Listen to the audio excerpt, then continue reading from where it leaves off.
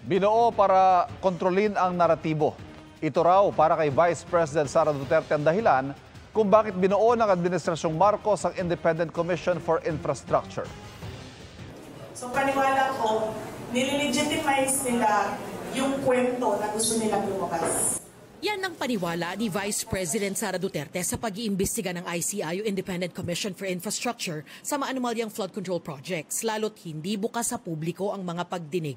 Nagbukas sila ng ICI para kung ano man yung investigation report ng ICI, yun na yung official na kwento ng nangyaring korupsyon.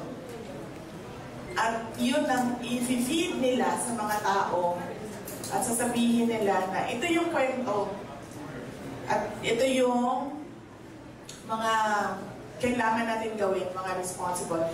Nauna nang sinabi ni Duterte, bagaman siguradong hindi aabot sa kanyang flood control scandal, iuugnay pa rin daw siya rito at anyay gagawan ng kwento bilang konektado kay dating Pangulong Rodrigo Duterte at Senador Bongo. Kasama sa iniimbestigahan ng Ombudsman at DPWH ang CLTG Builders na pag-aari ng Amanigo.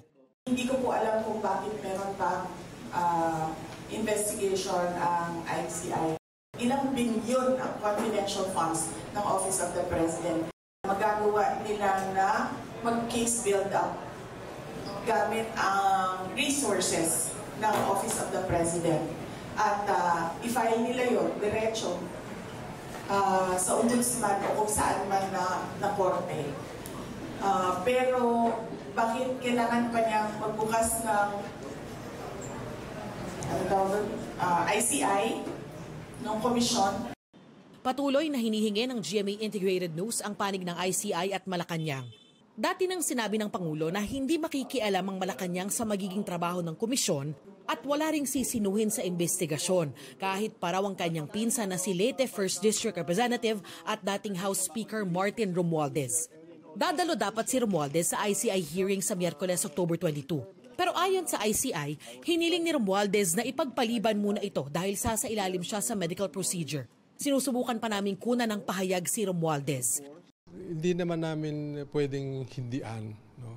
So basta wag lang siya aalis ng bansa for medical check-up. No? So yes, I think Chairman Reyes agreed to a postponement.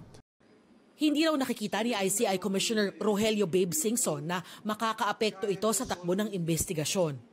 Para sa GMA Integrated News, Darlene Kai, nakatutok 24 oras.